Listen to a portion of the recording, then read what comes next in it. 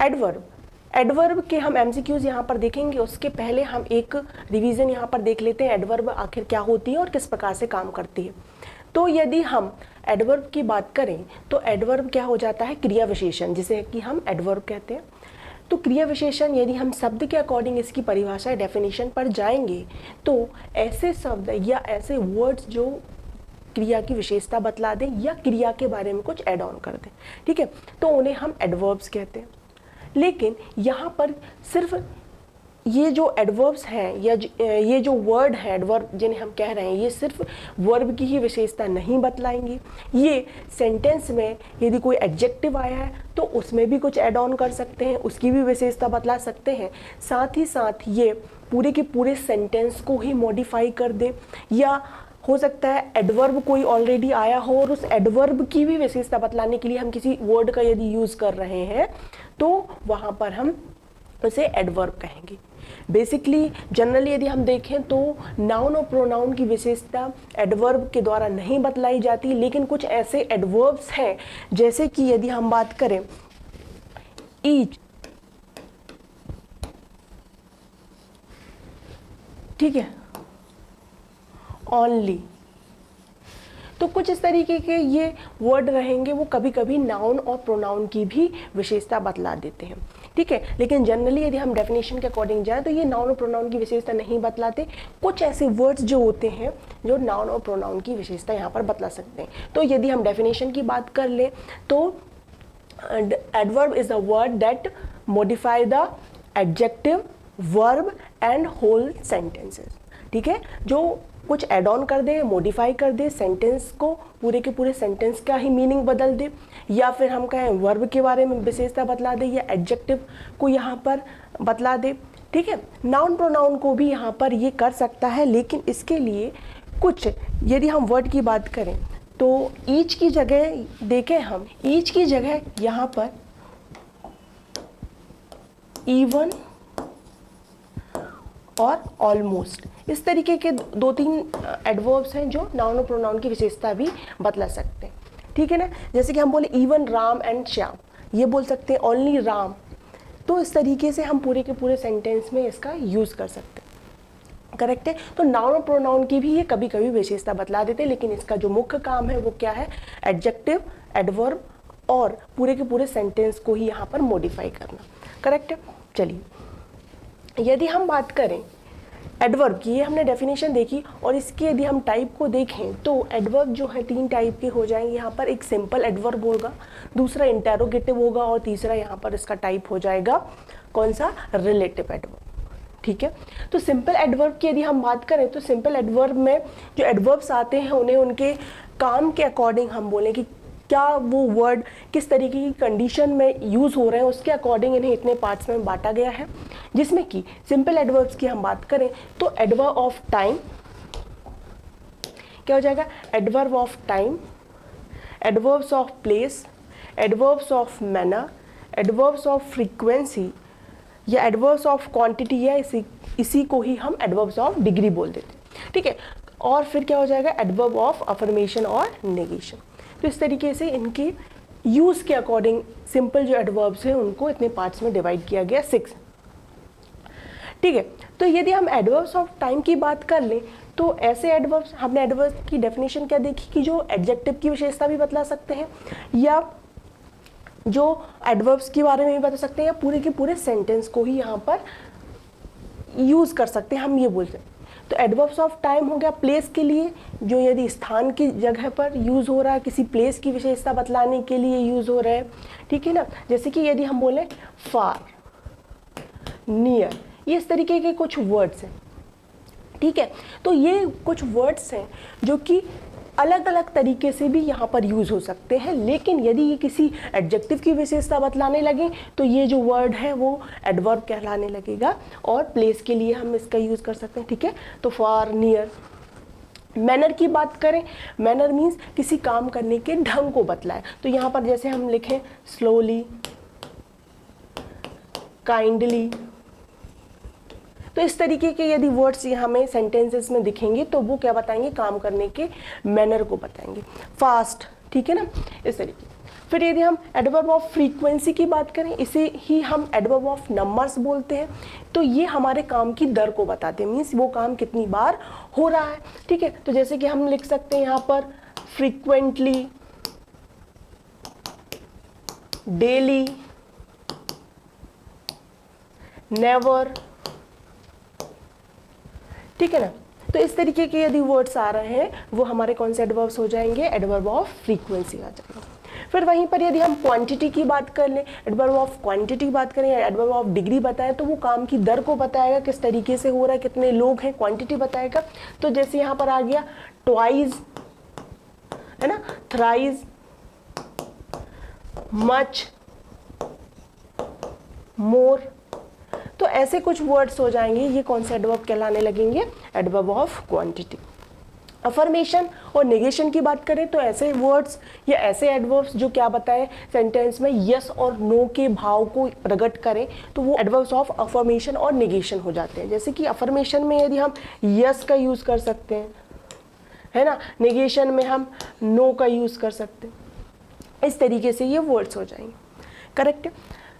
तो अब यहाँ पर हमने देखा था ये एडवर्ब ऑफ प्लेस, टाइम के लिए भी हम बता सकते हैं। टाइम में यहाँ पर हम किसी भी तरीके के टाइम को यहाँ पर शो कर सकते हैं। तो यदि वर्ड्स आ गए कि टाइम, प्लेस, मैनर, तो ये इनके यूज़ के अकॉर्डिंग हो जाएंगे। यदि दूसरे सेंटेंस की हम बात करें कि इंटरोगेटिव टाइप ऑफ सेंटेंसेस क्या हो जाएंगे और रिलेटिव टाइप ऑफ सेंटेंसेस या रिलेटिव टाइप ऑफ सेंटेंस के एडवर्ब्स क्या हो जाएंगे यहाँ पर, तो देखें कि इंटेरोगेटिव में क्या हो जाएगा। इंटेरोगेटिव मीन्स क्वेश्चन पूछना।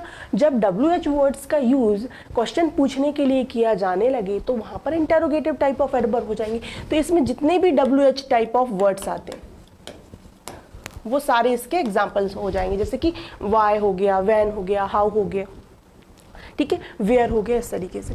फिर यदि हम रिलेटिव एडवर्ब्स की बात करें तो रिलेटिव वर्ड्स नाम से पता चल रहा है, रिलेटिव मीन्स जो कि रिलेशन बताए किसका। तो सेंटेंस जो है, बेसिकली सेंटेंस क्या होते हैं, नंबर ऑफ या बोल सकते हैं ग्रुप ऑफ क्लॉजेज हो सकते हैं। तो दो क्लॉजेस को जोड़ने के लिए प्रिंसिपल क्लॉज को हम बोल सकते हैं या मेन क्लॉज को हमारे दूसरे क्लॉज से, सब क्लॉजेस से जोड़ने के लिए यदि हम किसी एडवर्ब का यूज़ करें या किसी वर्ड का यूज़ कर रहे हैं जो एज अ एडवर्ब काम कर रहा है, जब भी एडवर्ब बोले तो ध्यान आना चाहिए कि वहाँ पर हम किसकी बात कर रहे हैं, कि ऐसे वर्ड्स जो या तो सेंटेंस में एडजेक्टिव की बात कर रहे हैं, एडजेक्टिव के बारे में और एड ऑन कर रहे हैं वहाँ पर कुछ, या फिर वर्ब के बारे में एड ऑन कर रहे हैं, ठीक है, या एडवर्ब खुद के बारे में यहाँ पर और कुछ भी ऐड कर रहे हैं, तो वहाँ पर, तो इसमें भी रिलेटिव में जितने भी WH टाइप के वर्ड्स आते हैं वो रिलेटिव एडवर्ब की तरह काम करते हैं। जैसे कि जितने भी व्हाट हो गया, लेकिन ध्यान ये रखना है जब क्वेश्चन की टर्म में पूछा जाए तो यहाँ पर ये इंटेरोगेटिव टाइप हो जाएगा, लेकिन यदि जब कभी भी रिलेशन के रिगार्डिंग यहाँ पर पूछा जाएगा तो यहाँ पर हम व्हाट, वेयर, तो इनका यदि रिलेशन के रिगार्डिंग होगा तो ये रिलेटिव एडवर्ब की संज्ञा में आएंगे या उसके लिए इनका यूज़ होगा। ठीक है, अब हम एडवर्ब की पोजीशन के बारे में बात कर लें तो एडवर्ब सेंटेंस में एडवर्ब कहाँ कहाँ यूज़ हो सकते हैं। तो सबसे पहले सेंटेंस के स्टार्टिंग में यूज़ हो सकता है, ठीक है, तो जिसे हम कहेंगे उसकी मेन पोजीशन बोलेंगे, ठीक है ना, स्टार्टिंग पोजीशन बोलेंगे। देन फिर वो सेंटेंस के बीच में भी यूज़ हो सकता है जिसे हम उसकी मिड पोजीशन बोलेंगे, और थर्ड जो है एंड में भी यूज़ हो सकता है तो उसे हम एंड पोजीशन बोलेंगे। तो यहाँ पर टाइप समझ में आ रहे हैं ना कि टाइप क्या क्या होगा एडवर्ब्स ऑफ टाइम। अच्छा, इसका नहीं लिखा तो इसके लिए जैसे कि हम बोल सकते हैं ना, लास्ट मंथ, टाइम के बारे में बता रहा हूँ, यस्टरडे, टुडे, इस तरीके से, तो ये एडवर्ब्स ऑफ टाइम होगा।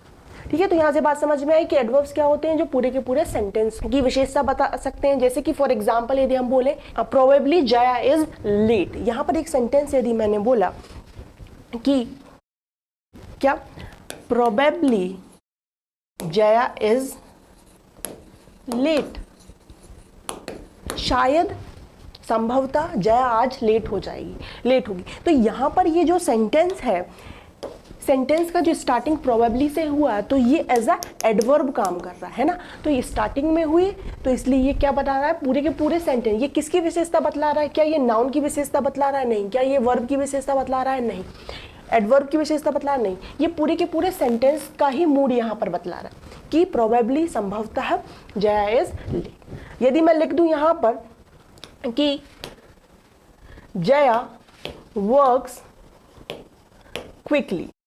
ठीक है, जया वर्क्स क्विकली। तो यहां पर क्या हो जाएगा कि सेंटेंस में लिखा कि जया जो है वो बहुत जल्दी जल्दी काम करती है। ठीक है ना, तो यहाँ पर सेंटेंस में किसके बारे में विशेषता बतलाई जा रही है, यहाँ सेंटेंस में जो वर्क है, वर्क तो उड़ ही गया, चलिए देखते हैं। यहाँ पर हमने क्या लिखा था, वर्क्स। ठीक है, तो जया वर्क्स क्विकली, तो यहाँ पर जो वर्क है मीन्स यहाँ पर वर्ब है, वर्ब की विशेषता बतला रहा है। कौन सा वर्ड, क्विकली। वर्ब के बारे में क्या बात की जा रही है कि वो जल्दी जल्दी काम कर रही है। तो यहाँ पर मैनर बताया जा रहा है ना काम करने का, तो इसलिए यहाँ पर जो है एडवर्ब ऑफ मैनर हो जाएगा। और ये किसकी विशेषता बतलाई जा रही है, यहाँ पर वर्ब की विशेषता बतलाई जा रही है, इसलिए ये क्या हो गया, ये एडवर्ब ऑफ मैनर हो गया।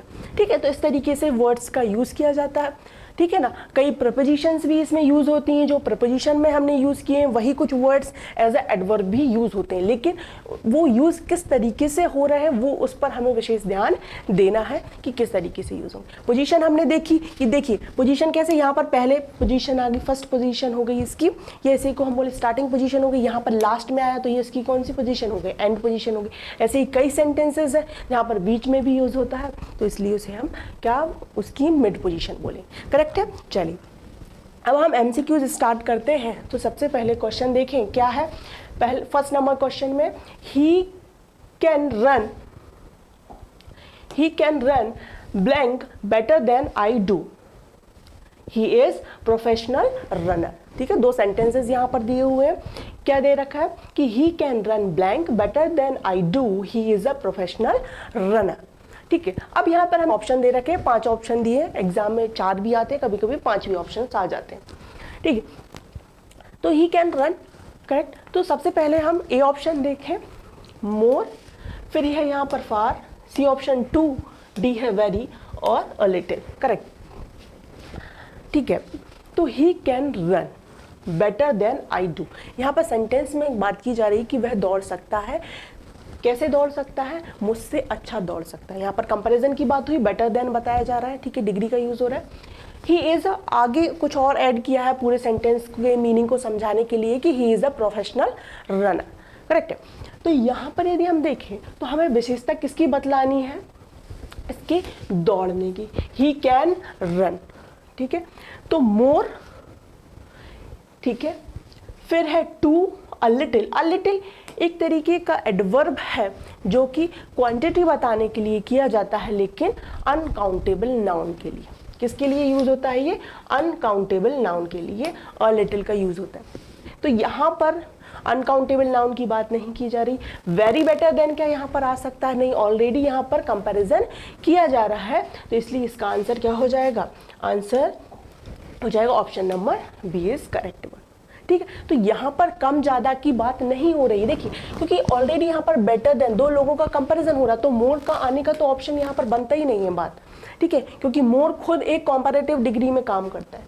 ठीक है, too better than I do, नहीं, ये यहाँ पर नहीं आएगा, टू का यूज अलग होता है। वेरी बेटर देन ये कोई मैनर नहीं है। ठीक है, यहाँ पर ऑलरेडी ये कंपैरिजन किया जा रहा है, इस वजह से हम वेरी का यूज नहीं कर सकते। यदि यहाँ पर फास्ट लिखा होता ही कैन रन और ये बेटर देन आई डू ना लिखा होकर सीधा यहाँ पर फास्ट लिखा होता, तब हम वहाँ पर वेरी का यूज कर सकते थे कि he can run very fast.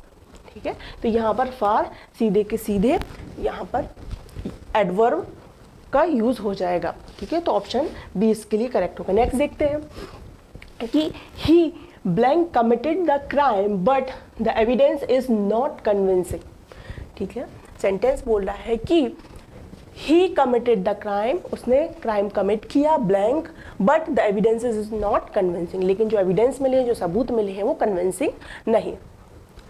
Okay, तो ऑप्शन इज ए ऑप्शन है perhaps, option number B is probably, option number C is possibly, D undoubtedly और ऑनेस्टली। तो इसका मतलब ये है कि जो ऑप्शन दे रखे हैं पांचों के पांच ऑप्शन LY लगा हुआ, और हमने हमारी क्लास में देखा जब हमने एडवर्ब पढ़ा था पूरा चैप्टर, जिसमें कि हमने एक एक एडवर्ब के बारे में डिटेल में जानकारी ली थी। तो ये जो LY है ये इस तरीके से ये एडवर्ब बनाने का तरीका है। LY लगाकर हम किसी वर्ड से एडवर्ब बना सकते हैं। ठीक है। और बेसिकली इस तरीके के जो एडवर्ब होते हैं वो कौन से एडवर्ब होते हैं? Adverb of manner. क्या बतलाते हैं? मैनर को बताते हैं, काम करने के ढंग को बताते हैं, तरीके को बताते हैं। तो ऑप्शन है ही, क्वेश्चन है ही ब्लैंक कमिटेड द क्राइम। ठीक है, तो यहाँ पर क्या सही बैठेगा कि उसने कमिटेड क्राइम जो है वो कमिट किया है। ठीक है ना, तो परहैप्स शायद उसने क्राइम किया है, प्रोबेबली संभवतः। यहाँ पर पॉसिबली का मीनिंग यदि देखें कि यहाँ पर पॉसिबली मतलब हो सकता है, दोनों चीज है, पॉसिबल है यहाँ पर बताई जा रहा है। ठीक है, फिर है undoubtedly he committed the crime but the evidence is not convincing. और ऑप्शन नंबर ई है यहाँ पर ऑनेस्ट। तो ऑनेस्टली यहाँ पर तो बिल्कुल भी नहीं आएगा, हमने यहाँ से ऑप्शन नंबर ई एलिमिनेट किया, करेक्ट है। और यहाँ पर ऑप्शन नंबर ए के भी चांसेस 0% हो जाएंगे, क्योंकि यहाँ पर परहैप्स से दे रखा हमें यहाँ पर इस तरीके के वर्ड। तो अब यहाँ पर जो सुटेबल बैठेगा वही इसका आंसर होगा। तो ऑप्शन नंबर बी इसका सही रहेगा, प्रोबेबली। क्यों आया? संभवतः यहाँ पर निश्चित नहीं किया गया। ठीक है, और अनडाउटेडली क्यों नहीं आ सकता कि यहाँ पर डाउट ना हो किसी को। डाउट मतलब कि 100% श्योरिटी हो कि इसने जो क्राइम है वो कमिट किया। तो यदि 100% श्योरिटी होती तो उसके जो भी एविडेंसेस थे वो कैसे होते? कन्विंसिंग होते, लोगों को कन्विंस करते कि हाँ सही। तो इसलिए डाउटेडली भी यहाँ पर नहीं आया, और पॉसिबली यहाँ पर नहीं, क्योंकि ये प्रोबेबली संभवतः हो भी सकता है यहाँ पर। ठीक है ना, तो पॉसिबिलिटी तो है, यहाँ पर संभवतः ही आए। तो he probably committed the crime but the evidence is not convincing. ठीक है, तो इस तरीके से हो जाएगा। चलिए मूव टू नेक्स्ट वन। क्या है? The teacher spoke blank to me. The teachers spoke blank to me. Option देखिए यहाँ पर क्या है? काइंड, काइंडर, जेनरसली और काइंडनेस और काइंडली। चलिए देखिए, ऑप्शन बहुत ही इजी दे रखे हैं यहाँ पर, बस हमें थोड़ा सा यहाँ पर लॉजिक यूज करना है। पांचों के पांचों ऑप्शन जो काइंड वर्ड से दे रखे हैं। ठीक है, तो काइंड, ऑप्शन नंबर ए काइंडर, जेनरसली, काइंडली और काइंडनेस। तो द टीचर स्पोक, जो टीचर है उससे बात करती है, कैसे? बहुत ही अच्छे तरीके से, है ना। काइंड मतलब दयालुता से, या हम बोले बहुत ही पोलाइटली बोले। ठीक है, तो काइंडनेस यहाँ पर नहीं आएगा। ठीक है, ये सारे किस में आ जाएंगे? नाउन की टर्म में आ जाएगा। ठीक है, काइंड वर्ड भी नहीं आएगा, काइंडर कोई वर्ड नहीं होगा, जेनरसली नहीं, यहाँ पर आ जाएगा काइंडली। इसलिए इसका ऑप्शन हो जाएगा, आंसर हो जाएगा ऑप्शन नंबर ई। क्या हो जाएगा सेंटेंस में? The teacher spoke kindly to, मुझसे बहुत ही दया के साथ या बहुत ही पोलाइटली तरीके से बात करती है। नेक्स्ट देखते हैं। Fourth, he has been living blank since the war started in his country. He has been living, वह रह रहा था। कब से रह रहा था? जब से जो कंट्री है, देश है, उसमें जो युद्ध स्टार्ट हुआ था। सेंटेंस का मीनिंग ये हुआ। अच्छा, तो अब यहाँ पर हमें देखना है कि किसके बारे में बताया जा रहा है। तो यहाँ पर ही हैज बीन लिविंग, पहले ऑप्शन देख लेते हैं क्या है। Anywhere, nowhere, nowhere sorry, further, nearly और अब्रॉड। ऑप्शन नियरली देखें, he has been living nearly since the war started his country, नहीं बैठेगा बिल्कुल भी, एलिमिनेट किया यहाँ से हमने। फिर फर्दर बिल्कुल भी नहीं, यहाँ पर फर्दर कोई सूट ही नहीं करेगा कि he has been living further since war started, नहीं। तो ऑप्शन डी और सी यहाँ से बिल्कुल सीधे सीधे देख के ही चलेगा। फिर हम देखें क्या एनीवेयर आएगा। He has been living anywhere, कहीं पर भी रह रहा था, लेकिन हमें इसके बारे में ऑलरेडी ये जानकारी पता है कि रह रहा था कंट्री में जब से वॉर स्टार्टेड थी। तो एनीवेयर तो बिल्कुल नहीं आएगा, तो ये भी यहाँ से चला जाएगा। फिर हम देखें नाउवेयर, नोवेयर, तो he has been living nowhere, कहीं पर भी नहीं रह। भाई जब आपका एग्जिस्टेंस है तो कहीं तो रहोगे ना, तो यहाँ पर नोवेयर का तो कोई टर्म यूज होगा ही नहीं। इसलिए option number E that is abroad is correct one. तो he has been living abroad since the war started in his country, correct है। चलिए नेक्स्ट देखते हैं। नेक्स्ट है wait for me here, wait for me here, I will blank be back. Wait for me here, मेरा यहाँ पर इंतजार करिए, blank I will be back. ठीक है ना, चलिए तो ऑप्शन देखते हैं। ऑप्शन है सबसे पहले recently, option number B is then, option C is now, option D is soon और option number E is tomorrow. चलिए सबसे पहले एलिमिनेशन का काम करेंगे किसी भी एमसीक्यू को सॉल्व करने से पहले। या तो हमें देखिए एमसीक्यूज जब हम सॉल्व करते हैं या तो हमें सेंटेंस या जो भी क्वेश्चन रहेगा उसका हमें करेक्ट आंसर पता रहता है कि जिसे हम देखते ही सॉल्व कर देंगे। ठीक है, लेकिन प्रपोजिशन हो गई, एडवर्ब हो गया कुछ इस तरीके से, जैसे आर्टिकल को देखकर हम बता सकते हैं कि क्या आएगा, वर्ब को देखकर भी हम लगभग तय कर सकते हैं, लेकिन प्रपोजिशन हुई, एडवर्ब्स हुए, ये कुछ कंफ्यूजिंग रहते हैं जिन्हें हम एक बार में देखकर नहीं बता सकते, क्योंकि उसकी हर एक ऑप्शन जो है वो उसके लिए सही बैठता है। तो सबसे पहले हम यहाँ पर क्या करेंगे, यदि आपसे आ रहा है तो वेल एंड गुड, नहीं तो फिर क्या होगा कि हम एलिमिनेशन की मेथड यहाँ पर अप्लाई करेंगे। तो सबसे पहले हम देखें कि वेट फॉर मी क्या एलिमिनेट हो सकता है। तो सबसे पहले देन चला जाएगा, क्यों, वेट फॉर मी है, मेरे लिए यहाँ पर इंतजार करो, I will then be back, मैं बाद में आता, ऐसे नहीं, देन यहाँ पर नहीं आएगा। ठीक है, दूसरा हम देखते हैं टुमारो।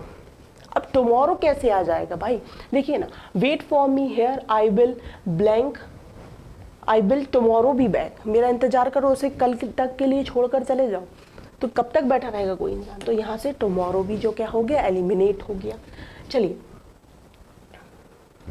फिर देखते हैं wait for me here, I will, अब नाउ यहाँ पर रख कर देखते हैं कि I will now be back, भाई वेट करने के लिए बोल रहा है सामने वाला बंदा, लेकिन अब वो बोल रहा है कि I will now be back, wait करो मैं अभी आ रहा हूँ, अब भी आता हूँ।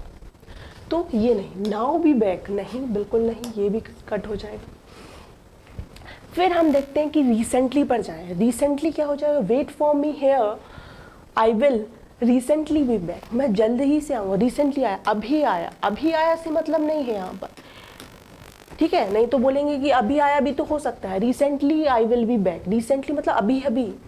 ठीक है ना, जैसे हम एक सेंटेंस लिखें, recently I saw a monkey, अभी अभी मैंने क्या देखा, जस्ट अभी ही मैंने क्या देखा, एक बंदर देखा, आई सॉ मंकी, देखा था, या आई सी अ मंकी, कुछ भी लिख दीजिए।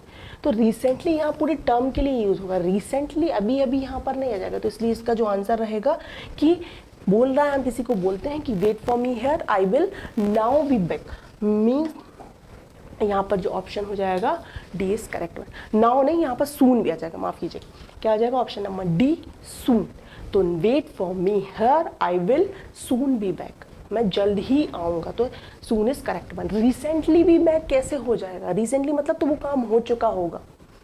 ठीक है ना, तो यहाँ पर इन वर्ड्स में कंफ्यूज नहीं होने, जैसे कि टुमारो तो यहाँ से कैंसिल हो जाता है, देन भी हो जाता है, उसमें ज़्यादा दिमाग नहीं लगाए, लेकिन हम वर्ड अटक जाएंगे यहाँ पर, रिसेंटली पर भी हो जाएगा और नाउ पर भी। नाउ मतलब तुरंत प्रभाव से, अभी जस्ट जैसा कहा वैसे ही होगा। ठीक है, तो वेट करने के लिए काहे बोल रहा है, तो इसलिए नाउ यहाँ से भी कनेक्ट हो जाएगा। फिर रिसेंटली पर भी ध्यान देना है कि रिसेंटली वर्ड जो है एडवर्ब ऑफ मैनर के बारे में बात करता है। क्या है देखिएगा, यहाँ पर एक बात और रखना कि रिसेंटली एलवाई लगा है तो एडवर्ब ऑफ मैनर की बात की जा रही है, तो यहाँ पर एडवर्ब ऑफ मैनर का तो कोई लेना देना ही नहीं, यहाँ पर सिर्फ एडवर्ब ऑफ टाइम की हमें बात करना है। किसकी बात करना है, एडवर्ब ऑफ टाइम की बात करना है। ठीक है, तो ये रिसेंटली भी यहाँ से देखकर हो जाएगा। ठीक है, क्योंकि ये टाइम बता रहा है कि कब आ रहा है, अभी आ रहा है, तो नाउ और सून और रिसेंटली में कंफ्यूज नहीं होना, एक बार चेक करना है कि सेंटेंस में आखिर विशेषता किसकी बतलाई जा रही है। चलिए नेक्स्ट देखते हैं। I rarely go there means I do not blank go there. ठीक है, देखिए सेंटेंस पढ़ते हैं, I rarely go there means I do not blank go there. सेंटेंस है कि मैं वहाँ पर कभी कभार ही, बहुत ही कम, रेयरली मतलब रेयरली, सालों में एक आध बार जाता हूँ, और आई डू नॉट, इसका मीनिंग ये बोल रहे हैं कि इसका मतलब है कि I do not blank go there. अच्छा, तो देखिए इसका मतलब है कि मैं नहीं जाता हूँ वहाँ पर, कैसे नहीं जाता हूँ। अब रेयरली बोल रहा है, देखिए यहाँ पर ऑलरेडी एक हमें एडवर्ब दे रखा है, कौन सा एडवर्ब है, एडवर्ब ऑफ नेगेशन भी बोल सकते हैं हम, या जाने का मैनर भी बता रहा है कि कभी कभार ही जाता हूँ, या यहाँ पर फ्रीक्वेंसी इज बेस्ट वर्ड। ठीक है ना, फ्रीक्वेंसी, ये नंबर बता रहा है, ठीक है। तो एडवर्ब ऑफ फ्रीक्वेंसी दे रखी है कि जाने के बारे में बता रहा है कि भाई वो कभी कभार ही जाता है, करेक्ट। तो इसका मतलब क्या हुआ, वो मतलब समझा रहा है कि मतलब मैं वहाँ पर I do not sometimes go there, नहीं समटाइम्स तो जाता है, नहीं तो वो बोल देता कि मैं कभी नहीं जाता, लेकिन उसने एक पॉजिटिव टर्म में बोल दिया कि रेयरली जाता, कम जाता हूँ लेकिन जाता तो हूँ। यदि मैंने यहाँ पर समटाइम्स लिखा तो I do not sometimes go there, तो मैं कभी ही नहीं जाता हूँ, तो ये तो यहाँ से हट जाएगा।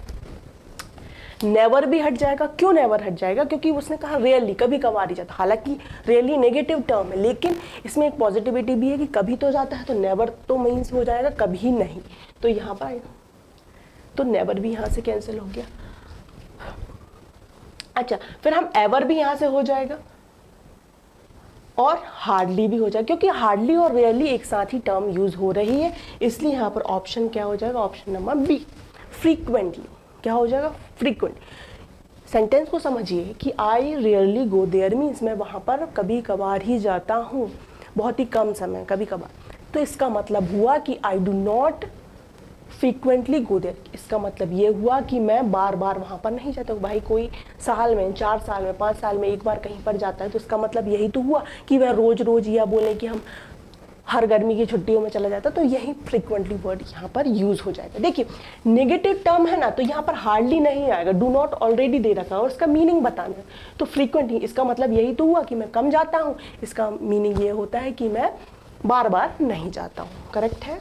7th क्वेश्चन की यदि हम बात करें तो he has not blank applied for the job we told him about, ठीक है। सेंटेंस बोल रहा है he has not blank applied for the job we told him about, उसने वह जॉब अप्लाई नहीं की जिसके बारे में मैंने उससे बात की थी, यही मीनिंग हुआ इसका हिंदी। ऑप्शन देखते हैं, यस, नेवर, यट, हाउएवर और समहाउ। तो ऑप्शन पुट करके देखते हैं, तो यहाँ पर देखें ऑप्शन नंबर ए यस आएगा क्या, बिल्कुल नहीं आएगा, चला गया, ठीक है। फिर देखें never, he has not never applied for the job we told him about, कभी अप्लाई, ऐसी तो बात कुछ हो ही नहीं रही है, तो नेवर आने का कोई बात नहीं। फिर हाउएवर की बात करें, ही हैज नॉट हाउएवर अप्लाइड, कैसे की बात नहीं हो रही है, समहाउ की बात भी नहीं हो रही है, यहाँ पर सीधे सीधे मतलब ये कहा जा रहा है कि उसने जॉब के लिए अभी तक अप्लाई नहीं किया, तो ही हैज नॉट यट, तो इसलिए option number C is correct, ठीक है। He has not yet applied for the job we told him about, उसने अभी तक जॉब के लिए अप्लाई नहीं किया है, अभी तक, तो येट है, यहाँ पर कौन सी की बात हो रही है, एडवर्ब ऑफ टाइम, क्योंकि यहाँ पर टाइम बतला रहा है ना कि he has not yet apply, अभी तक नहीं अप्लाई किया, ठीक है। तो यस तो बिल्कुल भी नहीं आता, नेवर भी नहीं आना था, somehow applied for the job we told him about, ये तो बिल्कुल भी नहीं, देख के ही, तो येट, अभी तक, टाइम की बात की। तो दिमाग में ये भी रहना चाहिए कि हमें सेंटेंस किन टर्म्स में यूज करना है, कि या तो इंटेरोगेटिव टर्म में यूज करना है, या तो फिर उसको रिलेट करते हुए व्हाट इन वर्ड्स का यूज करना है, या फिर जो हमने देखे टाइम, फ्रीक्वेंसी, ये किसी के साथ सही बैठ रहा है या नहीं, उसके अकॉर्डिंग यदि हम जाएंगे तो हमारे एडवर्ब्स के जो आंसर रहेंगे वो सारे सही रहेंगे। चलिए नेक्स्ट क्वेश्चन देखते हैं, question number 8। He blank eats meat means he doesn't eat meat at any time habitually, ठीक है ना। हमें ये तो ठीक है, ये वाले सेंटेंस को जो लास्ट वाला क्लॉज है उस पर विशेष ध्यान देना है कि ही ब्लैंक ईट मीट। अब यहाँ पर कुछ भी आ सकता है, इसका मतलब ये है कि he doesn't eat meat at any time habitually, इसका मतलब ये हुआ कि वह कभी भी मीट किसी भी समय हैबिचुअली आदतन रूप से नहीं खाता। एट एनी टाइम लिखा है, कभी किसी भी समय हैबिट के रूप में नहीं खाता, ठीक है। तो इसका मतलब यहाँ नेगेटिव टर्म हमें दे रखी है, यहाँ पर हमें क्या दे रखा है, नेगेटिव टर्म दे रखी है कि भाई नहीं खाने की टर्म में दे रखा है। अब यदि हम रेयरली के साथ जाएंगे तो रेयरली का मीनिंग तो होता है कि कभी कभार, ठीक है। तो क्या यहाँ पर कभी कभार की बात हो रही है, इसके अकॉर्डिंग तो बिल्कुल भी नहीं, क्योंकि ये बोल रहा है कि he does not eat meat at any time, ठीक है। तो रेयरली मीन्स तो कभी थोड़ा बहुत खाता है, तो रेयरली यहाँ पर नहीं आएगा। फिर बाद में हम बात करें समटाइम्स भी नहीं आएगा, क्योंकि बात क्या हो रही है क्लॉज में कि कभी भी किसी भी समय नहीं खाता। फिर हम हार्डली की बात करें, हार्डली जब वो खाते ही नहीं है तो हार्डली कभी कभार की बात ही नहीं होगी। परहैप्स बिल्कुल नहीं, यहाँ पर ऑलरेडी स्ट्रेट फॉरवर्ड बोल दिया गया है कि हैबिट रूप से कभी भी नहीं खाता। तो इसका ऑप्शन हो जाएगा ऑप्शन नंबर सी, आंसर हो जाएगा ऑप्शन नंबर सी। सेंटेंस बनेगा he never eat meats means he doesn't eat meat at any time habitually. ठीक है ना, तो नेवर कभी नहीं खाता, इसका मतलब यह हुआ कि वे हैबिट तौर पर या फिर दोस्तों के साथ कभी भी किसी भी रूप में मीट नहीं खाएगा। इसके पहले जो क्वेश्चन नंबर 7 जो था उसमें लिखा हुआ था कि कभी कभार खाता, तो इसका मतलब ये होता है कि कभी कभार समटाइम्स की टर्म में वहां पर हम यूज कर सकते हैं। चलिए next, I have blank $10 means I have not more than $10 with me। ठीक है, सेंटेंस देखते हैं कि I have blank $10 means I have not more than $10 with me। मेरे पास $10 है, इसका मतलब यह हुआ कि मेरे पास $10 से ज़्यादा पैसे नहीं हैं। ठीक है, सेंटेंस यही बोल रहा है। तो अब हमें किसकी विशेषता बतलानी पड़ेगी यहाँ पर, क्योंकि यहाँ पर मिड टर्म में दे रखा है, यहाँ पर कौन सी पोजीशन दे रखी है ऑप्शन में, मिड पोजीशन दे रखी है। मिड पोजीशन दे रखी है, तो अब यहां पर हम देखें कि सेंटेंस में और कौन कौन से वर्ड है। आई है, हैव है और $10।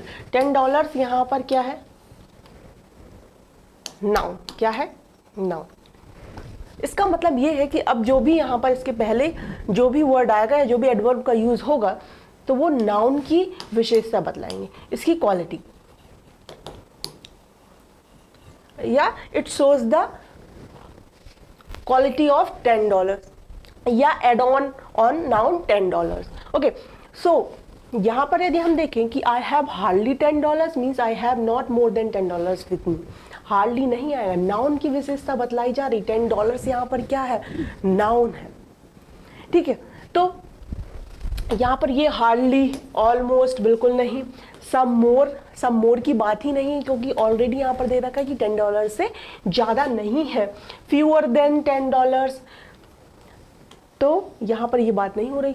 तो यहाँ पर ध्यान देना है, ऑप्शन ये भी आ सकते हैं, लेकिन यहाँ पर नाउन की विशेषता बतलाई जाएगी। और हमने देखा था कि नाउन की विशेषता बतलाने के लिए, हालांकि एडवर्ब नाउन की विशेषता नहीं बतलाते नाउन प्रोनाउन की, लेकिन कुछ वर्ड्स ऐसे हैं जैसे कि ओनली, इवन, लीस्ट, है ना, ये वो जो वर्ड है ये नाउन की विशेषता बतला सकते हैं। तो इसलिए option number E is correct.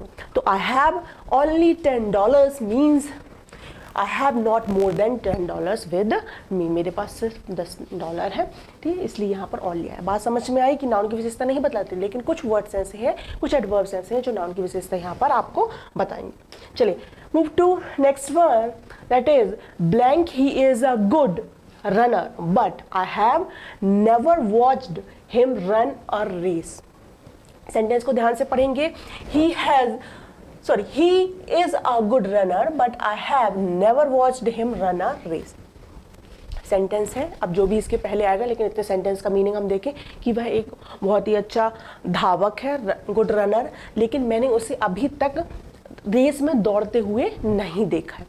ठीक है, सेंटेंस के पहले अब यहाँ पर हमें क्या दे रखा है, ऑप्शन, या हम बोल सकते हैं कि यहाँ पर हमें एडवर्ब अपनी यूज करनी है। ठीक है, तो इसका मतलब ये है कि यहाँ पर क्या आएगा, ऐसे वर्ड्स का यूज होगा या ऐसे एडवर्ब्स का यूज होगा जो पूरे के पूरे सेंटेंस की विशेषता बतलाएं या उसके बारे में कुछ एड ऑन करें। करेक्ट। तो अब यहाँ पर हमें देखना पड़ेगा क्या है, क्या क्या आ सकता है। ऑप्शन है apparently, luckily, fortunately, by looking, doubtfully. ठीक है, तो यहाँ पर सेंटेंस की पूरी विशेषता बतलाई जाएगी। तो डाउटफुली, पहले तो ऑप्शन को हम एलिमिनेट करें, डाउटफुली क्या आएगा, नहीं आएगा। इसमें कोई डाउट की जरूरत ही नहीं, क्योंकि वो पहले ही यहाँ पर सेंटेंस में बोला है कि he is a good runner. Correct है, तो doubtfully he is a good runner but I have never watched him run a race. तो यदि वो अच्छा रनर नहीं होता तो वो देखने के लिए ऐसा क्यों बोलता, डाउटफुली यहाँ से चला जाएगा। चलिए, फॉर्चुनेटली क्या यहाँ पर आ सकता है, fortunately he is a good runner. तो यहाँ पर इसके गुड रनर होने से जो सब्जेक्ट है या जो बात कर रहा है उसके फॉर्चून के बारे में क्या पता चल रहा है, उसके भाग्य के बारे में क्या पता चल रहा है, तो फॉर्चुनेटली भी यहां से ऑप्शन नहीं आएगा। By looking is not, luckily he is, अब लकीली की क्या बात है। लकीली तो कब होता है ना कि हम कुछ ऐसा काम कर जाते, तो लकीली इस रनर से इस जो बोलने वाले हैं उसका कुछ रिलेशन बैठ रहा है कि luckily he is a good runner, ठीक है ना। लक के साथ भाग्यपूर्ण रूप तरीके से वह एक अच्छा रनर है, लेकिन मैंने उसे देखा नहीं, तो ये तो कोई बात नहीं हुई। तो यहाँ पर option number A is correct. Apparently he is a good runner, मतलब आए दिनों में ये एक अच्छा रनर बन चुका है, देखा है गया है, लेकिन मैंने उसे अभी भी दौड़ते हुए नहीं देखा, तो इसलिए तो हमें यहाँ पर सेट करना पड़ेगा, क्योंकि फॉर्चुनेटली भी आ सकता है यदि लिखने वाले लिखें fortunately he is a good run, तो यहाँ पर फॉर्चून की बात क्या कर रहा है ना, जो बोल रहा है सेट भी तो हो वहाँ पर भाई कि उसके फॉर्चून की वजह से, उसके भाग्य की वजह से, तो यहाँ देखकर हमें फॉर्चुनेटली या डाउटफुली नहीं लगा देना, ठीक है। तो सबसे यहाँ पर क्या आएगा, अपरेंटली, करेक्ट है। चलिए नेक्स्ट देखते, blank we manage to reach the top of Mount Everest, ठीक है ना। Blank we manage to reach the top of Mount Everest, ये वाला भी लास्ट वाले की तरह ही है, लेकिन अब यहाँ पर हमें सेंटेंस में देखना है कि सेंटेंस का मूड क्या है, क्या बात हो रही है। तो सेंटेंस में बोला जा रहा है कि we manage to reach the top of Mount Everest, हमने माउंट एवरेस्ट के टॉप पर या सबसे ऊंचाई पर पहुंच गए और उसे मैनेज कर लिया, ठीक है, सबसे ऊंचाई पर हम पहुंच गए जैसे तैसे करके, ठीक है, क्योंकि इसमें लिखा गया है we manage to reach the top of Mount Everest. हो सकता है उनके जब माउंट एवरेस्ट पर जब वो चढ़ाई कर रहे हो, ठीक है ना, तो उस ट्रैकिंग के दौरान कुछ उनके लिए कुछ अलग सी कंडीशंस यहाँ पर आई हो, तो इसलिए यहाँ पर ये बात की जा रही है, इसलिए वर्ड यहाँ पर मैनेज्ड लिखा गया, करेक्ट है। तो अनफॉर्चुनेटली यहाँ पर भाई माउंट एवरेस्ट पर पहुँचना कोई अनफॉर्चुन की बात है क्या, तो यहाँ पर अनफॉर्चुनेटली तो नहीं आएगा, ठीक है ना। जो भी माउंट एवरेस्ट पर जो भी पर्वतारोही चढ़ते हैं तो उनके लिए तो वो फॉर्चून की बात होगी ना, तो अनफॉर्चुनेटली तो डेफिनेटली नहीं आएगा।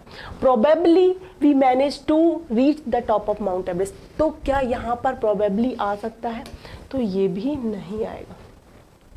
Undoubtedly, obviously we manage to reach the top of Mount Everest, या फिर लकीली आएगा, तो ऑप्शन नंबर सी यहाँ पर सबसे सही बैठेगा, ठीक है। ये तो कुछ हमने एलिमिनेट कर दिए, तो luckily we manage to reach the top of Mount Everest, मतलब भाग्यपूर्ण तरीके से, या हम अपना भाग्य कहें, किस्मत कहें, तो हमने माउंट एवरेस्ट पर चढ़ना क्या कर लिया, यहाँ पर मैनेज कर लिया, ठीक है ना, by the grace of God, या हम बोल सकते हैं ये लकी, ठीक। तो ये अनडाउटेडली, अनफॉर्चुनेटली, ये तो वैसे ही नेगेटिव टर्म्स थी, क्योंकि ये पॉजिटिव चीज़ हो रही, तो यहाँ पर नेगेटिव टर्म्स में हम अनफॉर्चुनेटली क्या बोलेंगे, ठीक है ना, या हम गिर जाते माउंट एवरेस्ट के टॉप से, फिर हम वहाँ पर अनफॉर्चुनेटली का यूज़ कर सकते थे, ठीक है ना।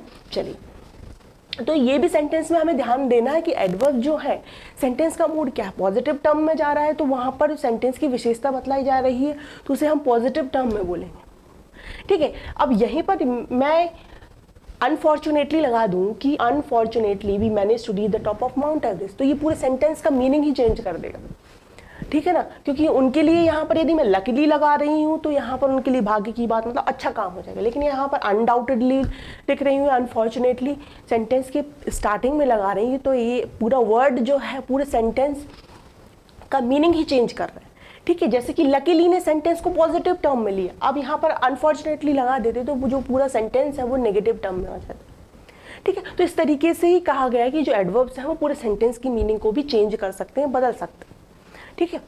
चलिए नेक्स्ट देखते हैं, he was that sort of a man who was not suited for this job, he couldn't succeed. चलिए, बड़ा सा सेंटेंस है, he was that sort of man who was not suited for this job, यह ऐसा व्यक्ति है जो इस जॉब के लिए नहीं है, ठीक है ना। ही कुडंट सक्सीड, वह कभी भी सफल नहीं हुआ था, ठीक है। सेंटेंस में बोला जा रहा है कि ये इस तरीके का, इस माइंडसेट का व्यक्ति है जो कि इस जॉब के लिए परफेक्ट नहीं है, सुटेबल नहीं है, और आगे कारण भी दे दिया क्योंकि उसने अपने जीवन में कभी भी कोई भी सफलता नहीं देखी, कोई भी सक्सेस नहीं देखी। चलिए, सेंटेंस पुराने ही सेंटेंस की तरह चल रहा है कि पूरे सेंटेंस में हमें एडवर्ब, सेंटेंस की विशेषता बतलाने के लिए एडवर्ब का यहाँ पर यूज करना है। चलिए देखते हैं, actually he was that sort of a man, happily he was sort of a man who was not suited. ठीक है, कोई व्यक्ति किसी व्यक्ति के बारे में, मान के चलिए कोई इंटरव्यूअर है, वो किसी व्यक्ति के बारे में ये बात कर रहा है, तो उसे तो अपने लिए जॉब के लिए एक व्यक्ति चाहिए ना कि काम कर सके, और उसे पता चलता है कि सामने वाला जो व्यक्ति आया है इंटरव्यू देने के लिए वो अच्छा नहीं है, उसे कभी सक्सेस नहीं मिली, वो सुटेबल नहीं है, तो उसके लिए ये हैप्पीली कैसे हो जाएगा ना, उसके लिए तो उसका उतना टाइम बर्बाद हुआ। तो हैप्पीली यहाँ से हम एलिमिनेट कर सकते हैं मीनिंग की टर्म्स में। करेक्ट है। Surely he was that sort of a man who was not suited for this job. He couldn't succeed. ठीक है. Luckily, he was that sort of a man who was not suited for this job. He couldn't succeed. Or fortunately, he was that sort of a man who was not suited for this job. Correct है. तो इसका जो answer रहेगा वो क्या हो जाएगा? Actually हो जाएगा. करेक्ट है. पिछले में हमने देखा कि हमने हैप्पीली यहां से हटाया, ठीक है, हैप्पीली नहीं। अब लकी, यहाँ लक की भी बात क्या हो जाएगी? कुछ नहीं होगी, है ना, उसके लिए तो वही टाइम वेस्टिंग वाली चीज हो गई। तो ये जो चीजें हैं वो जॉब के लिए यदि सुटेबल नहीं तो उसके लिए लक की बात नहीं होगी, तो लकली भी यहाँ से हमने एलिमिनेट कर दिया। फिर हम जाते हैं फॉर्चुनेटली भी नहीं होगा, फॉर्चून की भी कोई बात है यहाँ पर नहीं होगा, और श्योरली भी नहीं कह सकते हैं, क्योंकि देखिए श्योरली इसीलिए नहीं कह सकते यहाँ पर, अब ये उसका सोचने का नज़रिया है कि वह अभी तक अपने जीवन में सफल नहीं हुआ है, तो इसलिए इस जॉब के लिए सूटेड नहीं है। तो ये श्योरिटी के साथ कैसे हो कह सकते हैं कि आप आगे भी यहाँ पर सक्सेस नहीं पाएंगे या नहीं पाएगा वो व्यक्ति, इसलिए श्योरली को यहाँ पर उसकी मीनिंग की टर्म्स में, पॉजिटिविटी की टर्म्स में यहाँ यूज़ नहीं किया, तो एक्चुअली यहाँ पर यूज़ कर लिया गया कि एक्चुअली वास्तव में, एक्चुअली का मीनिंग क्या हो जाएगा? वास्तव में। तो actually he was that sort of a man who was not suited for this job, he couldn't succeed.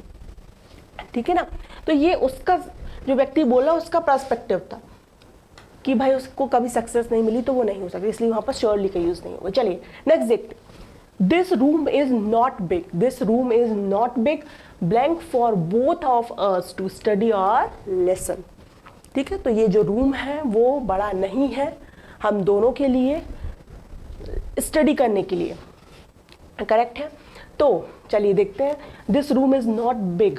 तो यहाँ पर आप देखिएगा किसकी विशेषता बताई जाएगी, सेंटेंस के अकॉर्डिंग देखें, हम ऑप्शंस के अकॉर्डिंग देखें। Option number A is at all, option number B is nearly, C just, D so, और ई है इनफ।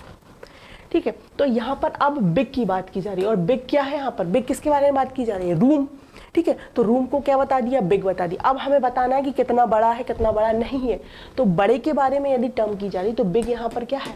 एडजेक्टिव है, और अब हमें यहाँ पर एडजेक्टिव की क्वालिफाई करना है, दैट मीन्स यहाँ पर हमें एडजेक्टिव के बारे में कुछ बताना है।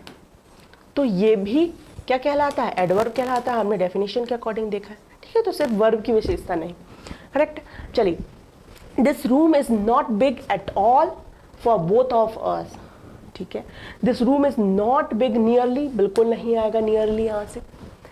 ठीक है, just, this room is not big just for both, नहीं, ये भी नहीं। चलिए नेक्स्ट देखते हैं, सो। चलिए, सो पॉजिटिव टर्म में यूज होगा, और यहां पर इनफ, जगह की बात की जा रही, प्लेस की बात की जा रही, इसलिए option number D is correct. ठीक है, तो this room is not big enough, इतना बड़ा नहीं है कि for both of us to study our lesson, इतना बड़ा नहीं है कि हम अपने लेसन की स्टडी यहां पर कर सकें।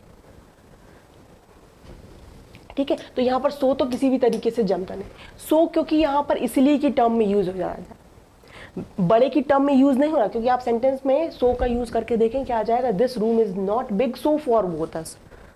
ठीक है, तो यहाँ पर हम सो का यूज कर सकते थे, लेकिन यहाँ पर ये नहीं आएगा, तो इनफ यहाँ पर करेक्ट आ जाएगा एज एडवर्ब ऑफ प्लेस की टर्म। चलिए नेक्स्ट देखते हैं। ही is very punctual, he is very punctual blank, he is blank on time for school. वह बहुत ही पंक्चुअल है, ठीक है ना, समय का पाबंद है। Punctual means he is blank on time for school. यदि पंक्चुअल है मतलब समय का पाबंद है, तो इसका मतलब क्या होगा कि वह हर जो काम उसका रहेगा, हर एक काम जो रहेगा वो किस टाइम पर करेगा? ऑन टाइम करेगा। ठीक है, तो ऑप्शन देख लेते हैं पहले। तो रेयरली क्या ऑप्शन यहाँ पर आ जाएगा? नहीं आएगा यहाँ पर क्रॉस। क्यों? क्योंकि पहले ही उसकी विशेषता बताई जा चुकी है कि वह समय का पाबंद है, पंक्चुअल पर्सन है, तो रेयरली कैसे टाइम पर आएगा।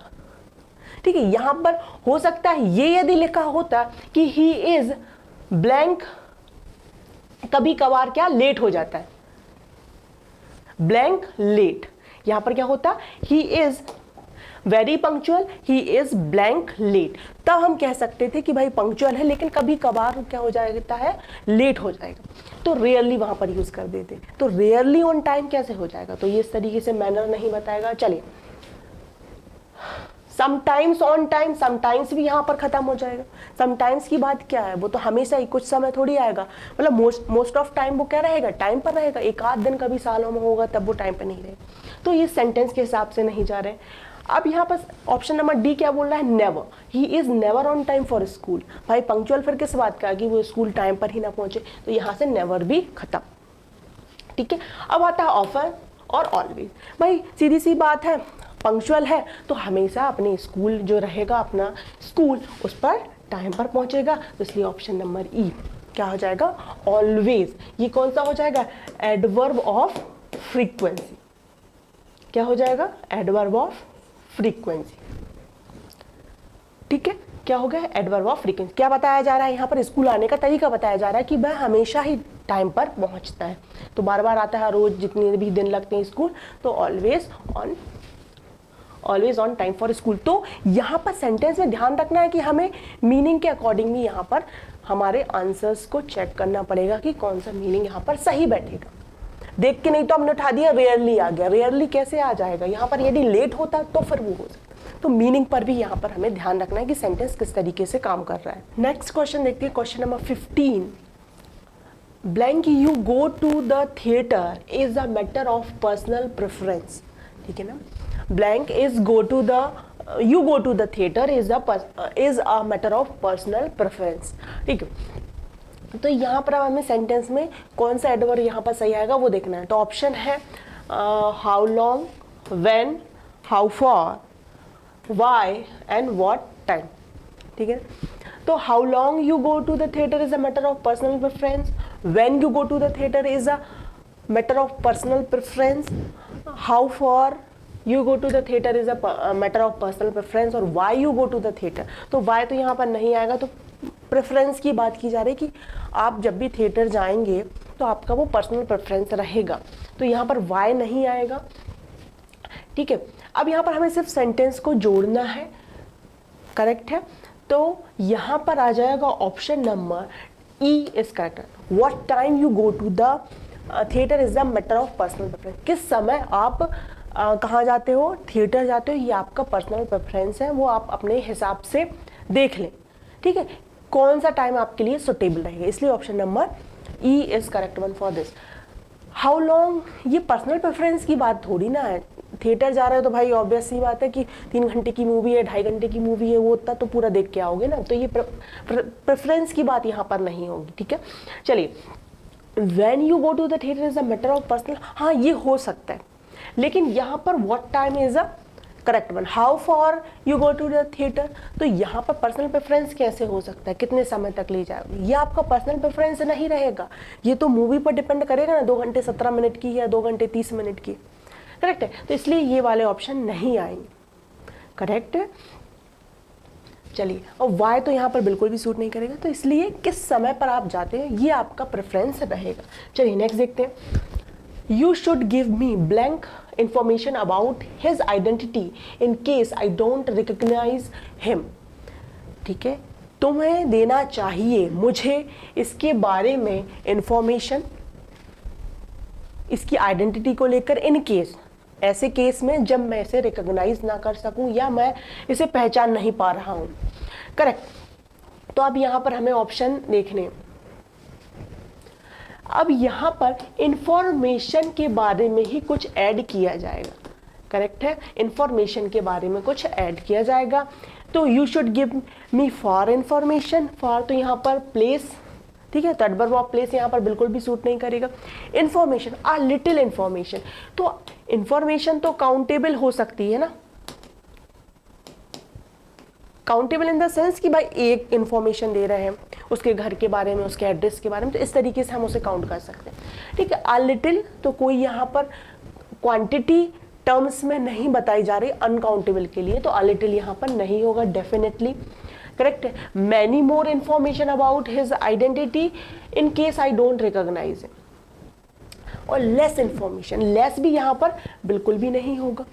ठीक, क्योंकि यहाँ पर बात की जा रही है कि और इन्फॉर्मेशन दो, कब इन्फॉर्मेशन दो, जब मैं इसे पहचान ना पाऊँ। ठीक है, तो लेस भी यहाँ पर नहीं होगा। अब बचते हैं ऑप्शन नंबर सी, फर्दर और मैनी मोर। इसमें इसका आंसर रहेगा ऑप्शन नंबर सी, फर्दर।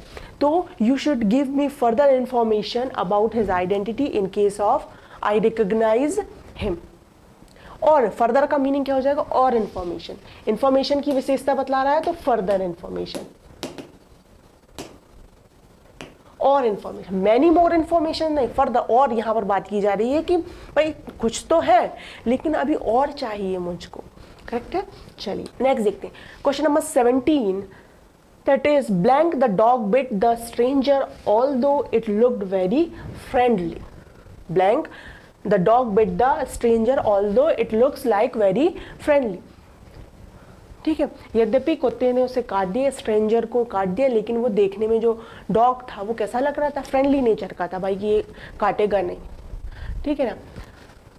चलिए अब यहाँ पर हमें देखेंगे सेंटेंस किस तरीके से काम करेगा। सेंटेंस में जो एडवर्ब है वो पूरे सेंटेंस की मीनिंग को रखेगा, क्योंकि स्टार्टिंग में यूज किया जा रहा है। करेक्ट है। और ऑप्शन भी हमारे कुछ इसी प्रकार से दे रखे हैं। ऑप्शन है अनएक्सपेक्टेडली, फॉर्चुनेटली, एडमिटेडली, नेचुरली और ऑनेस्टली। चलिए सबसे पहले एलिमिनेट करना स्टार्ट करेंगे। फॉर्चुनेटली नहीं आएगा भाई, किसी को कुत्ता यदि काट जाता है तो वो फॉर्चून की बात होगी, लक की बात होगी, बिल्कुल नहीं होगी, तो फॉर्चुनेटली यहाँ से कटा। दूसरा ऑनेस्टली, यहाँ पर ऑनेस्टी की बात कैसे आ गई, तो ऑनेस्टली भी यहाँ पर बिल्कुल भी नहीं होगा, तो ये दो ऑप्शन यहाँ से गए। चलिए फिर देखते हैं naturally the dog bit the stranger. तो नेचुरली मतलब क्या होता है, प्राकृतिक रूप से या नेचुरली रोजमर्रा की जिंदगी में वो स्ट्रेंजर को काटता है, लेकिन वो कैसा है, फ्रेंडली। तो ये नेचुरली की बात भी नहीं हो रही, क्योंकि यहाँ पर दो कंट्रास्ट बात की जा रही है कि वह काटता तो नहीं है, फ्रेंडली तो लग रहा था लेकिन फिर भी काट दिया। चलिए अब अनएक्सपेक्टेडली और एडमिटेडली, तो एडमिट करना है तो यहाँ पर एडमिट करने की बात नहीं हो रही है, तो इसलिए इसका आंसर हो जाएगा ऑप्शन नंबर, क्योंकि उन्होंने एक्सपेक्ट नहीं किया था ना कि डॉग भाई आपका फ्रेंडली नेचर का है, आके बढ़िया आपके आसपास घूम रहा है, तो लगेगा कि ये फ्रेंडली नेचर का, लेकिन उसने इस एक्सपेक्टेशन के ऊपर उस स्ट्रेंजर को काट लिया, तो इसलिए ऑप्शन क्या हो जाएगा, A. Unexpectedly the dog bit the stranger although it looks like a friendly nature, हाँ जो भी है करेक्ट है। चलिए नेक्स्ट देखते हैं question number 18, what have you done blank question mark, what have you done blank question mark. अच्छा, तुमने आज, व्हाट हैव यू डन, तुमने क्या किया था, ठीक है ना, या तुम क्या कर चुके हो। ठीक है, तो नाउ डेज आएगा क्या, नहीं आएगा बिल्कुल भी, क्योंकि कर चुके हैं, बात हो चुकी है, यहाँ पर काम हो चुका है। ठीक है, दीज डेज, इन दिनों, तो यहाँ पर देखिएगा ना कौन सा प्रेजेंट परफेक्ट टेंस की बात हो रही, तो दीज डेज भी नहीं आएगा। Still, what have you done still, चलिए इस पर रुक जाते हैं। अप टू डेट, नहीं ये भी नहीं आएगा, तो ऑप्शन नंबर इसका रहेगा C, recently. What have you done recently, तुमने अभी अभी क्या कर चुके हो, या तुमने अभी अभी क्या किया है। यहाँ पर ये बात नहीं हो रही कि हम पूछते हैं, किसी स्ट्रेंजर से मिलते हैं, अपने दोस्त से बहुत समय बाद मिलते हैं और बोलते हैं what have you doing now days, तब वहाँ पर डूइंग, तुम अभी आजकल क्या कर रहे हो, तो फिर वो आंसर देता भाई मैं पढ़ा रहा हूँ या मैं कुछ भी कर रहा हूँ, जो भी है उसकी शॉप है कुछ भी, तो इस तरीके से। लेकिन यहाँ पर पूछा जा रहा है व्हाट हैव यू डन, तुमने अभी क्या किया, मतलब यहाँ पर पास्ट प्रेजेंट परफेक्ट की बात, मतलब जो भी क्रिया हो रही थी वो हो चुकी है, तो रिसेंटली अभी क्या किया है इसके बारे में, दीज डेज नहीं, रिसेंटली। करेक्ट है। चलिए नेक्स्ट देखते हैं। I can blank remember his name. It's been years since I spoke to him last. मैं बहुत ही क्या यहाँ पर नाम याद रखता हूँ। It's been years since I spoke to him last. बहुत साल हो गए जब लास्ट मैंने इससे बात की थी। ठीक है ना, तो quite, I can quite remember, I can frankly बिल्कुल नहीं आएगा। चलिए simply, I can simply remember his name. कैसे सिंपली नाम कैसे याद रख सकते हैं जबकि बहुत सालों बाद मिल रहा है, ठीक है। तो ये इसके मीनिंग के साथ नहीं जा रहा है, इसलिए यहाँ पर हम इसे छोड़ेंगे। Badly, I can badly remember his name, नहीं, उसने कुछ ऐसा काम तो नहीं किया है, तो इसलिए option number C is correct one. Hardly, I can hardly remember his name, मैं इसका नाम बहुत ही मुश्किल से बामुश्किल याद रखता हूँ क्योंकि इससे बात की हुई मुझे अरसा हो गया। चलिए नेक्स्ट देखते हैं, question number 20। The judge sentenced him to be executed as he had blank attempted to kill a man. Correct है? The judge sentenced him to be executed as he had blank attempt to kill a man. ठीक है, चलिए देखते हैं। Sentence बोल रहा है कि जो जज है उनने अपना एग्जीक्यूशन कर लिया, जो भी उसको सजा देनी थी, किस बारे में, एक व्यक्ति को मारने के केस में, ठीक है। तो अनलाइकली, डेलिबरेटली, ओकेजनली, एलिबरेटली या फिर अनविलिंगली, करेक्ट है। चलिए तो यहाँ पर हम ऑप्शन देखें, अनलाइकली नहीं आएगा। एलेबोरेटली का मीनिंग होता है विस्तृत, किसी भी चीज़ के बारे में विस्तृत करना, है ना, उसके बारे में और ज़्यादा जानकारी देना, एलेबोरेट करना, है ना। जैसे कि एडवर्ब्स को हम क्या कर रहे हैं, और एलेबोरेट करके समझा रहे हैं। तो द जज sentence him to be executed as he had blank attempted to kill, यहाँ तो विस्तृत करने की तो बात नहीं होगी ना, तो ऑप्शन डी भी यहाँ पर नहीं होगा, करेक्ट है। फिर हम बात कर रहे हैं ऑप्शन नंबर हाँ सी की, ओकेजनली। भाई ओकेजनली मारता ही रहता है क्या, किसी की जान ही लेता रहता है ना, तो ही हैड ओकेजनली अटेम्प्टेड, उसका तो काम ही ओकेजन पर आए और मार दिए एक को, ठीक है। तो ओकेजनली भी यहाँ पर नहीं आएगा, ठीक है। ओकेजनली का मीनिंग क्या हो जाता है, किसी विशेष अवसर पर, दिवाली, ईद, इन पर, तो ऐसा थोड़ी ना होगा कि वो ओकेजनली मारता रहेगा, करेक्ट है, ठीक। अब अनविलिंगली और डेलिबरेटली, तो यहाँ पर डेलिबरेटली का मतलब होता है कि हाँ जानबूझकर, कॉन्शियसली जानकर उसने मर्डर किया है, और यहाँ पर अनविलिंगली का मतलब हो जाता है, मतलब उसका मन नहीं था, या बोल सकते हैं किसी ऐसे सर्कमस्टांसेस में आ गया था तो उसको वहाँ पर उसे मारना पड़ा या मर्डर करना पड़ा। तो यहाँ पर सेंटेंस ये कहा गया है कि उसने डेलिबरेटली किसी का मर्डर किया, तो option number B, deliberately to kill him, kill a man, correct. Most scientist admit that it is not blank possible to build the pyramids in those ages, ठीक है ना। कई साइंटिस्ट ने ये कहा, वैज्ञानिकों ने ये कहा, ये एडमिट किया कि उस समय पर पिरामिड्स बनाना कैसा था, मुश्किल था, करेक्ट है। अब चलिए देखते हैं क्या आएगा, probably, most scientist admit that it is not probably possible, ठीक है। पॉसिबल नहीं होता तो बनता कैसे, गलत। अनफॉर्चुनेट का क्या काम है भैया, तो यहाँ पर अनफॉर्चुनेटली यहाँ से हटा दिया जाएगा, करेक्ट है। फिर देखते हैं humanly it is not humanly possible, देखिएगा यहाँ पर अभी हम इसको रखते हैं, है ना, बाय डिफॉल्ट ह्यूमनली को अभी अपने पास रखेंगे, इसको अभी कैंसिल नहीं करेंगे। फिर देखेंगे क्लियरली नहीं आएगा, और दूसरा आता है यहाँ पर सी ऑप्शन, मिराकसली, मतलब मिराकल के रूप में, है ना।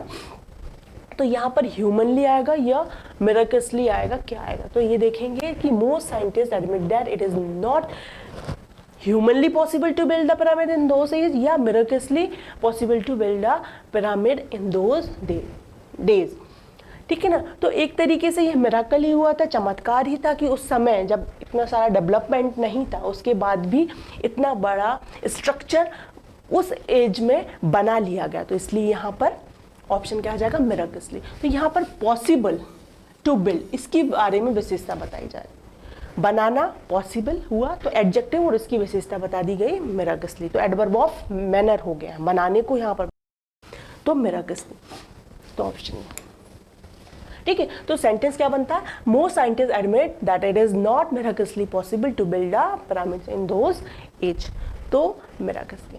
देखो दो ऑप्शन थे, बाकी तीन ऑप्शन तो यहाँ पर काम नहीं कर रहे थे, ह्यूमनली और मिराकसली, जो सेंटेंस के अकॉर्डिंग सही बैठेगा उसको यहाँ पर हम पुट कर देंगे। नेक्स्ट क्वेश्चन की बात करें, question number 22, that is our English teacher is like a dictionary, ठीक है। Our English teacher is like a dictionary because he is said to be looking up a dictionary. हमारी जो या हमारे जो इंग्लिश टीचर हैं वो एक डिक्शनरी की तरह है, और यहाँ पर आगे कारण भी दे रखा है कि he said to be looking up a dictionary और लास्ट में ब्लैंक। ठीक है, पोजीशन समझ में आ रही है कि यहाँ पर एडवर्ब की पोजीशन लास्ट में भी, तो ये ध्यान रखना है कि हम सेंटेंस के बीच में भी यूज़ कर सकते हैं एडवर्ब को, स्टार्टिंग में भी यूज़ कर सकते हैं और एंड में भी यूज़ कर सकते हैं। करेक्ट है। तो सेंटेंस बोल रहा है कि हमारे जो टीचर हैं वो डिक्शनरी की तरह हैं, क्योंकि वो डिक्शनरी में देखने के लिए, अब ये आप बात खुद सोचिए कि ऑप्शन देखने से पहले हम ये सोच लें कि यहाँ पर क्या कहा जा रहा है कि जो टीचर है उसका कि वो कैसा है कि एक डिक्शनरी की तरह है। तो डिक्शनरी की तरह है इसका मतलब ये है कि उनके जो टीचर है उनको सारे वर्ड्स का मीनिंग पता है। ठीक है ना, तभी तो बच्चे उसे क्या बोल रहे हैं, उन्हें डिक्शनरी बोल रहे हैं। ठीक है, तो इसके अकॉर्डिंग हम इस मीनिंग को रखते हुए ध्यान में फिर हम देखेंगे कि ऑप्शन क्या है और उसके अकॉर्डिंग क्या चलेगा। तो फ्रीक्वेंटली, अननेसेसरली, स्कार्सली, ग्रेजुअली और ओकेजनली। करेक्ट है। ठीक है, तो ऑप्शन फ्रीक्वेंटली, भाई अब जब उनको डिक्शनरी की संख्या दे ही दी, उपाधि दे ही दी, तो वो बार बार डिक्शनरी देखने के लिए तो बोलेंगे नहीं, तो इसलिए ऑप्शन ए यहाँ पर गलत हो जाएगा। फिर हम बात करें ग्रेजुअली की, तो यहाँ पर ग्रेजुअली मीन्स क्या होता है, इस तरीके से होता है ना कि पहले कम फिर ज़्यादा, धीरे धीरे, ऐसे ऐसे। करेक्ट है, तो ये ऐसे थोड़ी ना देंगे कि पहले कुछ दिन नहीं दिया और उसके बाद फिर देने लगे। करेक्ट है, तो क्या होगा कि यदि जब डिक्शनरी की संख्या उन्हें दे ही दी गई है, ठीक है, जब डिक्शनरी की संख्या दे ही दी गई है तो फिर वो ग्रेजुअली उनको बोलेंगे थोड़ी ना कि आप डिक्शनरी देखिए, तो ये ऑप्शन भी गलत हो जाएगा। करेक्ट है। अननेसेसरली, जब डिक्शनरी, तो अननेसेसरी जब उनको सब पता है, डिक्शनरी में वर्ड पावर जो है उनकी वो अच्छी है, तगड़ी है, तो अननेसेसरली तो बोलेंगे नहीं उनको, जब ज़रूरत ना हो तब भी बोलें बच्चों की कि भाई डिक्शनरी दो, तो ये भी गलत हो जाएगा। फिर आते हैं स्कार्सली और ओकेजनली, तो कभी कभार ही देते हैं, इसलिए ऑप्शन नंबर यहाँ पर ई हो जाएगा। तो जब अवसर पर ही, अवसर कैसा कि जब उनसे हो सकता है ना बने, ठीक है, वो भी ह्यूमन है, हो सकता है कुछ वर्ड्स की मीनिंग ना पता हो, तो ओकेजनली यहाँ पर आ जाएगा। और स्कार्सली का मीनिंग होता है शायद ही, तो ये नेगेटिव टर्म में, तो ऐसा तो बिल्कुल भी नहीं होगा कि भाई डिक्शनरी है तो उनसे सब कुछ आता हो। ठीक है, तो कुछ ना कुछ तो चेंज होगी या कभी तो जरूरत पड़ेगी ही, तो इसलिए यहाँ पर ओकेजनली यहाँ पर करेक्ट बैठेगा। चलिए नेक्स्ट देखते हैं क्या कि it was blank your fault to allow the children to play in the street. It was blank your fault to allow the children to play in the street, ये आपकी फॉल्ट है कि चिल्ड्रन को, बच्चों को स्ट्रीट में खेलने के लिए यहाँ पर अलाउ करना। करेक्ट है। अब यहाँ पर ऑप्शन देखें, रैपिडली, प्रिसाइजली, कंप्लीट, डेलिबरेटली और डेस्परेटली। तो कंप्लीट तो यहाँ से हट जाएगा, तो कंप्लीट एज ए एडवर्ब काम नहीं कर रहा है। यहाँ से आप देख पा रहे हैं ना, ऑप्शन जितने भी हमने क्वेश्चन पढ़े हुए हैं, यहाँ पर देखिए जैसे रैपिड लिखा है, तो रैपिड को यदि हमें एडवर्ब बनाना हो तो रैपिडली LY लगा दी। प्रिसाइज वर्ड है, यदि हमें एग्जाम में क्वेश्चन आ गया कि प्रिसाइज का एडवर्ब फॉर्म क्या हो जाएगा, तो ये हो जाएगा प्रिसाइजली। ठीक है, तो LY लगाकर हम एडवर्ब भी बना सकते हैं। Okay, coming to the point कि रैपिडली आएगा क्या यहाँ पर, it was rapidly your fault, तो बार बार ऐसा थोड़ी ना करेंगे, तो यहाँ पर रैपिडली गलत हो जाएगा। ठीक है, डेस्परेट तो हुए नहीं जा रहे थे वो, बिल्कुल गलत, और डेलिब्रेट विस्तृत भी नहीं किया गया था, तो इसलिए ऑप्शन यहाँ पर आ जाएगा precisely. It was precisely your fault, मतलब जिसके बाद, प्रिसाइजली का मीनिंग क्या होता है कि जैसे कि हम कोई भी काम करते हैं, प्रिसाइज करना मतलब बहुत ही अच्छे तरीके से, प्रिसाइजली करना, एक एक चीज बारीकी से करना, कोई भी गलती होने की गुंजाइश नहीं। ठीक है, तो यहाँ पर गलती होने की गुंजाइश से मतलब कि उन्हें प्रिसाइजली पता है, कोई डाउट नहीं है कि ये तुम्हारी वजह से यहाँ पर खेलने आए थे या तुम्हारी ही ये फॉल्ट थी, तो इसलिए प्रिसाइजली इसका सही आंसर हो जाएगा। चलिए नेक्स्ट देखते हैं। दिस बॉक्स इज, इसको हटा दीजिए। This box is blank heavy for you to lift. This box is blank heavy for you to lift.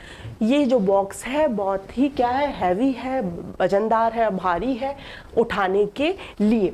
तो किसके बारे में बताएंगे, this box heavy, heavy already क्या है यहाँ पर एडजेक्टिव, पहले तो बता दिया कि भारी है, लेकिन अब यहाँ पर ये और बताना है कि कितना भारी, तो एडजेक्टिव के बारे में और कुछ यहाँ पर इंफॉर्मेशन ऐड हो रही है, मतलब एडवर्ब का यूज हो रहा है। ठीक है, तो ऑप्शन देखते हैं, too much, too much, much too, और नो वर्ड्स। नो वर्ड्स तो नहीं बिल्कुल भी आएगा, much too, too much heavy, अच्छा, और टू हैवी, तो टू मच हैवी फॉर नहीं, यहाँ पर ऑप्शन आ जाएगा ए,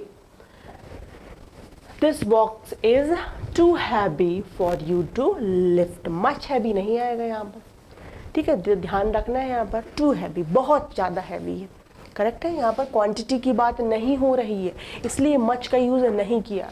टू मच भी यहाँ पर क्वांटिटी की बात नहीं हो रही, ठीक है, सिर्फ यहाँ पर ये बताया जा रहा है कि हैवी है, तो कितना हैवी है, बहुत हैवी है। नेक्स्ट क्वेश्चन देखते हैं, क्वेश्चन नंबर 25, जो कि हमारा लास्ट है एडवर्ब से। Blank the committee is planning to finish the project by the end of this year.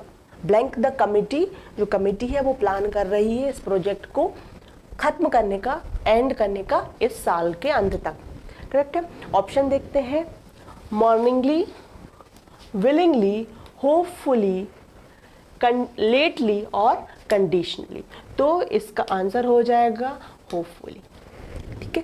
क्यों ऑप्शन होगा, यहाँ पर हमें ये देखना है ये आंसर क्यों होगा ऑप्शन नंबर सी होपफुली, कि देखिए लेटली, लेट थोड़ी ना करना, क्योंकि वो ऐसा सोच रहे हैं, ऐसी कामना कर रहे हैं, होप कर रहे हैं, आशा कर रहे हैं, तो ये देखने से ही हमारा होपफुली आ जाना चाहिए, ये होप वहाँ हमें देखने की जरूरत ही नहीं। Hopefully the committee is planning to finish the project by the end of this year, यहाँ पर कोई कंडीशन थोड़ी ना रखी जा रही, ठीक है, तो इसलिए होपफुली यहाँ पर होप की जा रही, आशा की जा रही, यहाँ पर ये पूरी तरीके से नहीं कि नहीं हमें यहाँ पर दे दिया गया है कि नहीं हमें इस तारीख तक काम करना है, डेट दे दी गई, ठीक है, तो ऐसी बात नहीं है, सब ये आशा कर रहे हैं, तो होपफुली, करेक्ट है। तो इस तरीके से हमारे एडवर्ब जो है एग्जाम में आएंगे, यहाँ पर हमें देखना है कि किस तरीके के वर्ड्स यूज हो रहे हैं, और बेसिकली यहाँ पर हमें सेंटेंस के मीनिंग, थॉट को लेकर चलना है, मेन यहाँ पर सेंटर ऑफ आइडिया क्या है इसका, ठीक है, सेंटेंस में जो आइडिया क्या है वो उसके अकॉर्डिंग ही हमें यहाँ पर अपने सेंटेंस में एडवर्ब का यूज़ करना है,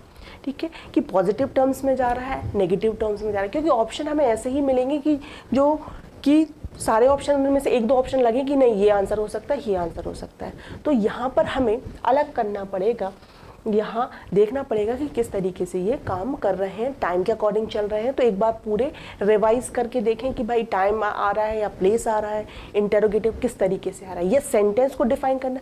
यहाँ पर हम ये भी देख सकते हैं कि हमारे सेंटेंस में आखिर विशेषता किसकी बतलाई जा रही है, या इन्फॉर्मेशन किस में और ऐड की जा रही है, कि एडजेक्टिव में ऐड की जा रही है या फिर एडवर्ब में ऐड की जा रही है, तो उसके अकॉर्डिंग हम वहाँ पर देख सकते हैं, और हमारे जो ऑप्शंस रहेंगे उनको हम करेक्ट, जो क्वेश्चन रहेंगे उनके जो ऑप्शंस रहेंगे उन्हें हम करेक्टली यहाँ पर प्रिसाइजली बोल सकती हूँ मैं कि यहाँ पर उनके आंसर हम दे पाए।